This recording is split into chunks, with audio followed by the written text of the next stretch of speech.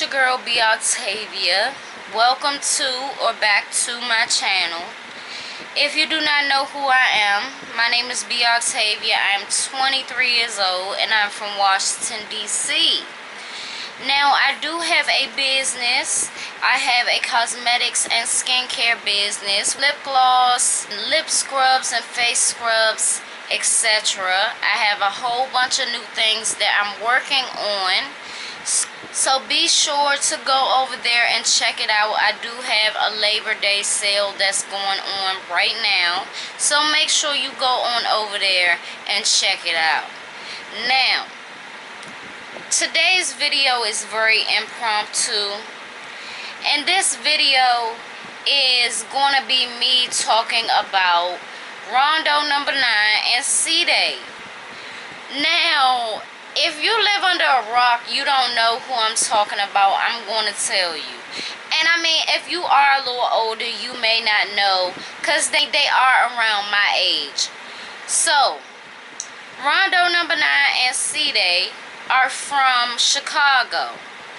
And they got popular off of their music. Everything basically went downhill for Rondo Numba 9 and Cdai ever since L.A. Capone died. Now, L.A. Capone was a part of their whole clique, and he was one of the most talented. He got killed in 2014.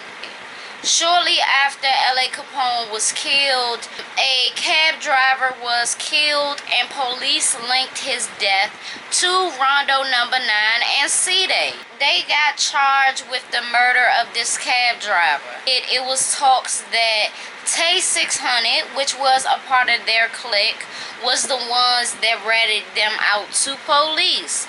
So really for years, Tay 600 has been trying to clear his name.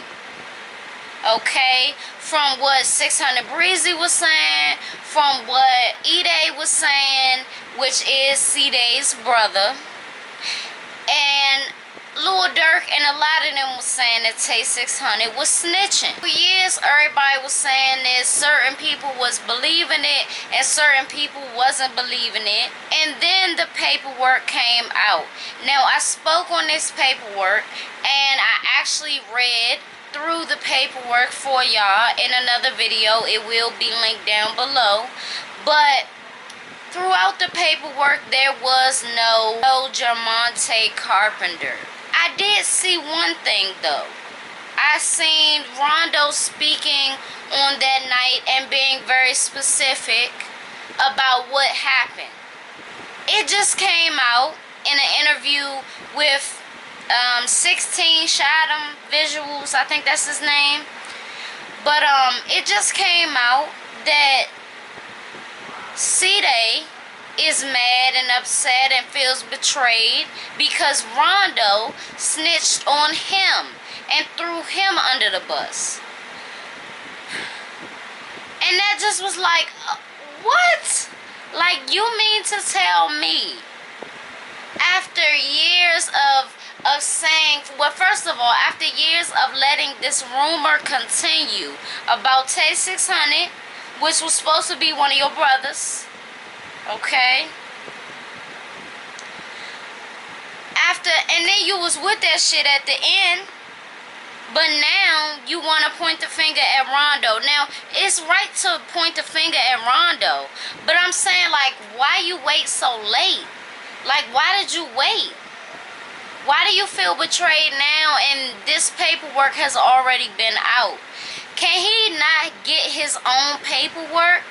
Like, I have so many questions, like, because I remember Tay 600 saying his brother don't put money on his books and he don't help him out while he in there and all of this. So it's like, could you not see your paperwork? I'm sure, like, even broke people can see their paperwork. Like, it's your paperwork. Did you already feel betrayed, like, years ago? Is this a newfound feeling? That's what I want to know. I want to know if you felt this way for a while or not. I want to know, could you not get a call out for somebody, like, for you to relay this message sooner? Like, could you not get a call out? Like, what's tea? Because everybody was jumping down Tay 600 throat, you know what I'm saying? Everybody was doing that. I don't get it. I really don't get it. I want to know the timeline of his feelings, of how he felt. I do. Because this just blew me away. I seen that and I'm like, is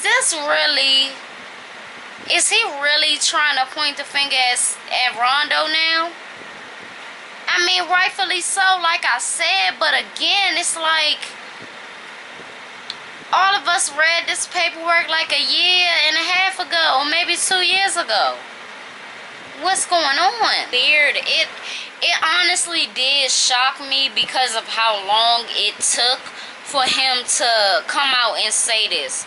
Like, do your brother really not help you out? And I'm not trying to like be messy or anything like this.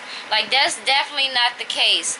However, I really want to know, because it just don't make sense. Like, I read this and I'm like, Rondo is saying a lot of things, and you know what I'm saying? So I don't know. I tell you what though, they really gonna have to pick a side now.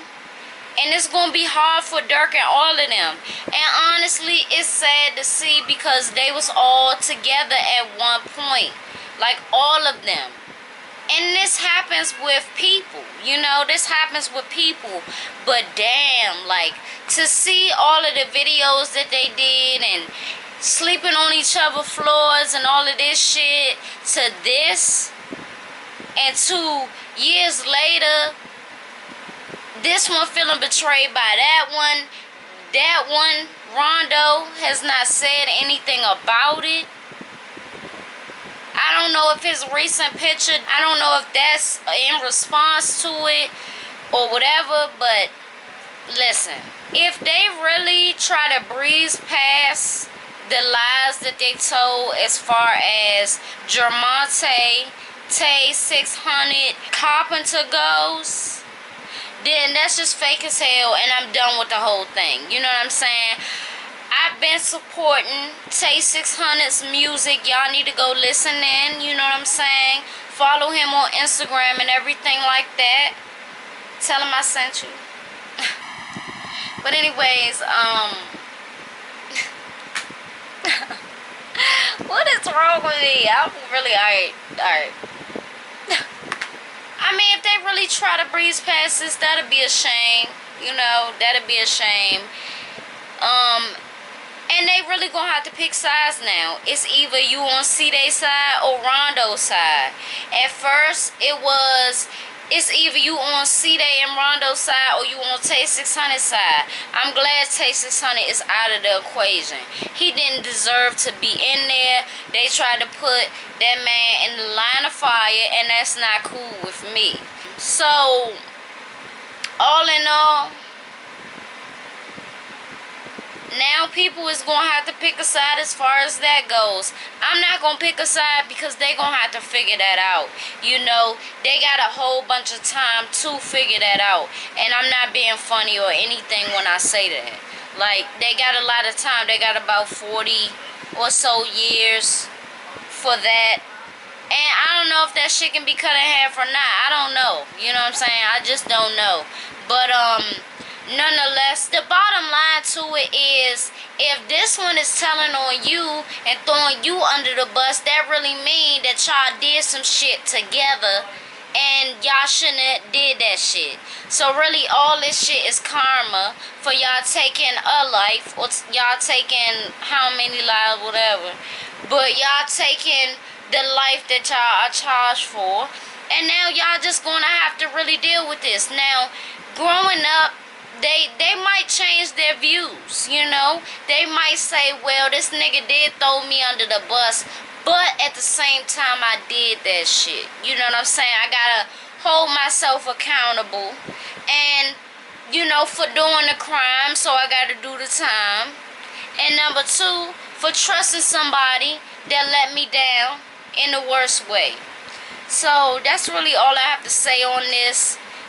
I hope that they figure it out. I want you guys to leave your thoughts in the comments below. How do you feel about this? Was this a shocker to you or not? And I will see y'all in my next video. Thank you for tuning in. Thank you for watching. Thank you for hearing me out.